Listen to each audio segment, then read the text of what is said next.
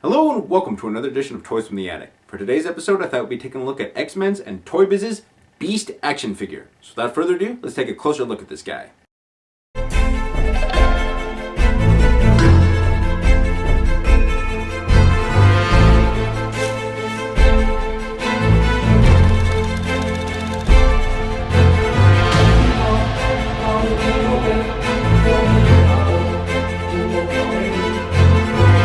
Henry Philip McCoy, also known as the Beast, was one of the original members of the X-Men. After taking an experimental serum, his powers and mutation were greatly accelerated, resulting in him taking on the physical appearance of a feral blue ape. Despite his outward appearance, Beast is highly intelligent and a well-versed scholar, having interests in literature and philosophy, not to mention holding several PhDs in both biology and genetics. He also acts as the team's field medic and the in-house physician. Okay, so here we have X-Men's Toy Biz's Beast.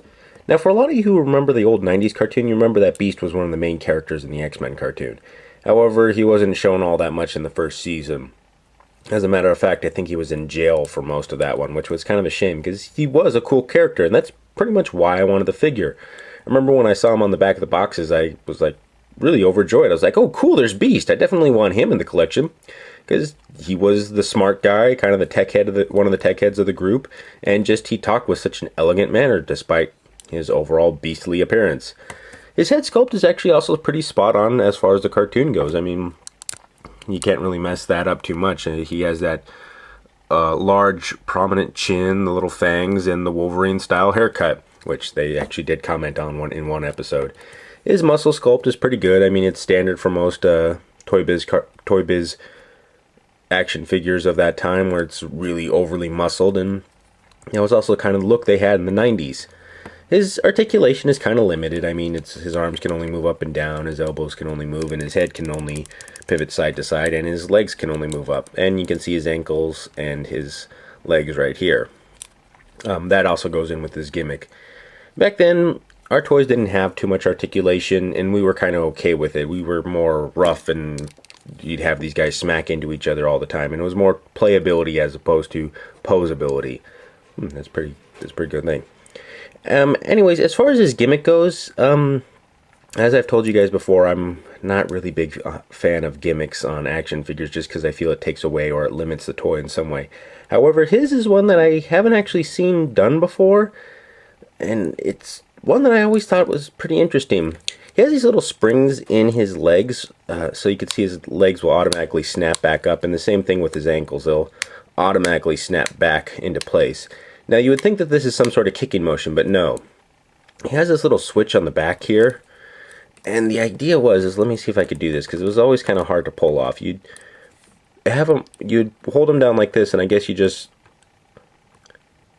it's very hard to do. You just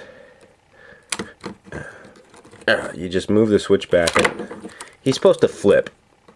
Let me see if I could do it, because I think this is another reason why I haven't seen this gimmick done before, because it's just really hard to pull off.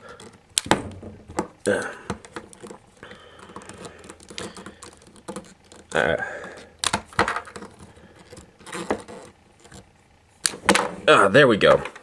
Yeah, anyways, you're supposed to hold him down, flip him down, and then he does a solid flip forward. There you go, because as you know, he was kind of known for his more acrobatic skills in the TV show. And with this gimmick, I mean, it doesn't really limit him from actually being able to still sit in the vehicles, and the legs can still bend down, although the springs are going to always pop it forward. I mean, that's the main thing about gimmicks, is it makes it hard for them to fit in the vehicles or the accessories. And his doesn't actually limit him in all that much of a way. I mean, if anything, it keeps his joints actually pretty stable, and if you wanted, he stands pretty well on his own. I mean, you might want to, just put his hands forward, and he's pretty well balanced. I mean, he's not going to ever fall back due from joint deterioration, because there's those springs in there. Now, he also has these little pads on his feet, and that's just to help grip him a little bit on any type of surface that he's on, but still, he's a really cool character, and I'm glad I always had him in my collection. Anyways, this has been a look at X-Men's Beast. Once again, thank you for watching. If you enjoyed what you've seen today, please feel free to like, subscribe, or leave a comment below in the comment section. Also, feel free to check out some of my other toy review videos. Anyways, see you next time.